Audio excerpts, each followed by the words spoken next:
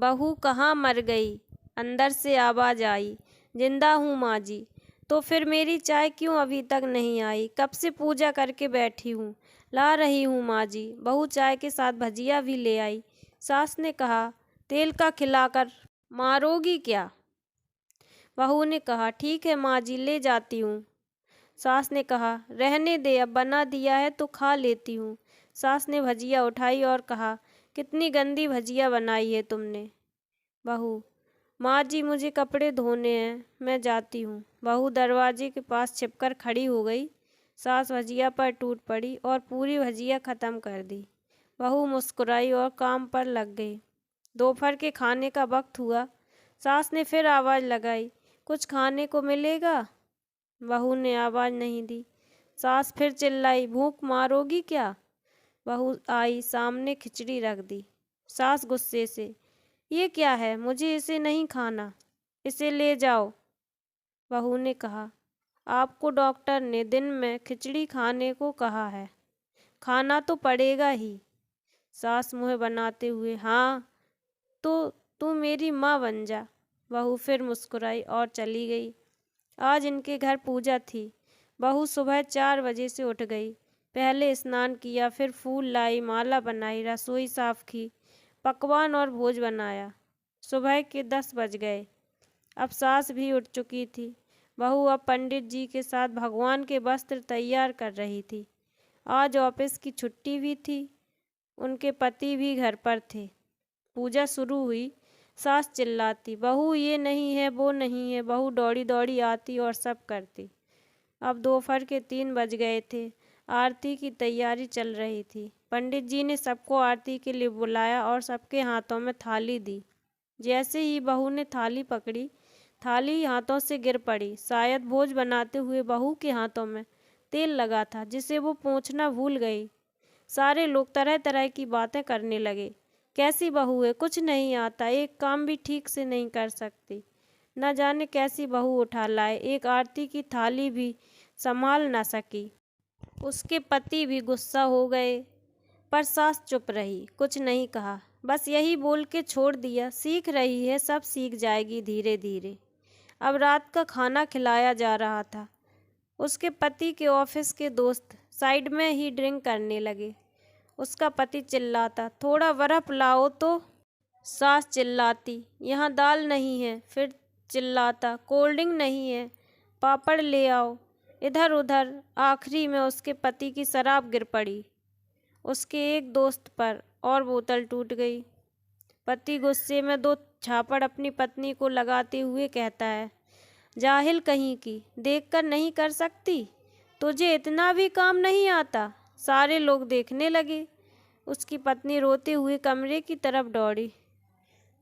फिर उसके दोस्तों ने कहा, क्या यार, पूरा मूड खराब कर दिया। हाँ, नहीं बुलाया होता, हम कहीं और पार्टी कर लेते।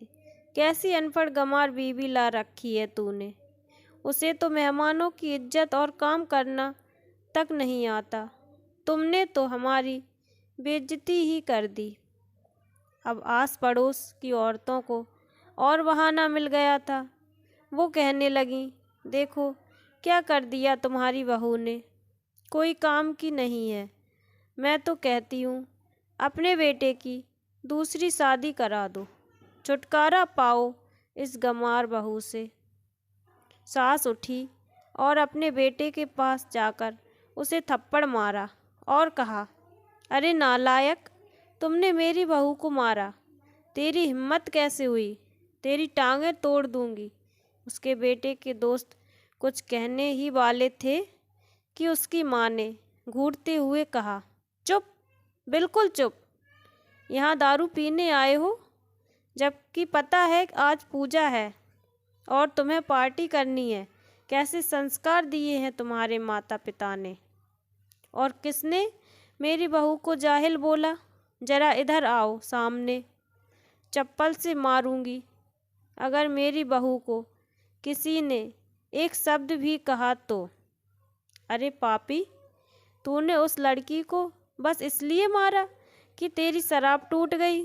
पापी, वो बच्ची सुबह 4 बजे से उठी है, घर का सारा काम कर रही है, ना सुबह से नाश्ता किया, ना दिन का खाना खाया, फिर भी हंसते हुए, सबकी बातें सुनते हुए, ताने सुनते हुए, घर के कामों में पूरे दिन से आज सुबह से लगी रही है। तेरे यार दोस्तों को वो अच्छी नहीं लगी?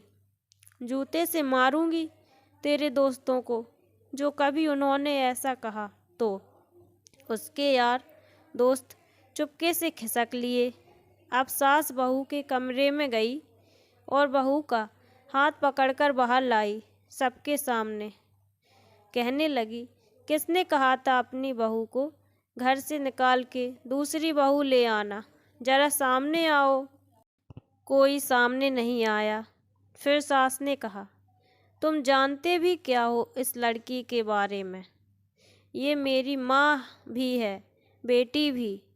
माँ इसलिए मुझे गलत काम करने पर डांटती है और बेटी इसलिए कभी कभी मेरा दिल भी भावनाओं को समझ जाती है।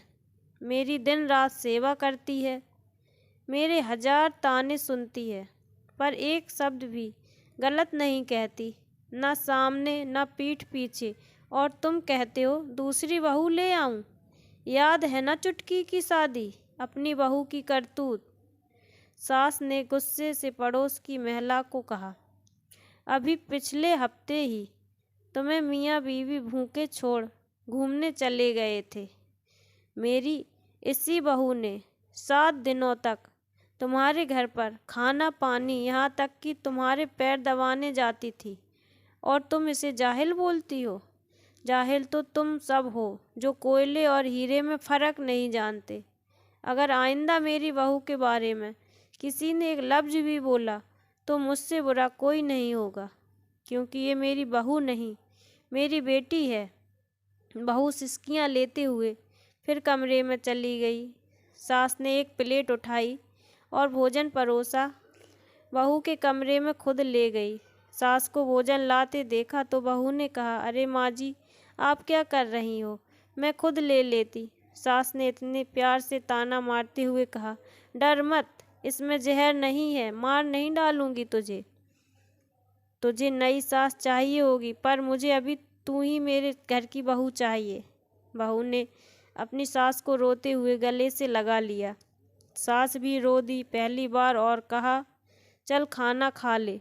फिर मजाक करते हुए कहा, फिर मेरे पैर दबाने चले आना, और ये ख्याल मन में मत लाना कि सास पैर बोलती है, किसी दिन मैं इसका गला दबा दूंगी, क्योंकि कभी मैं भी यही सोचती थी।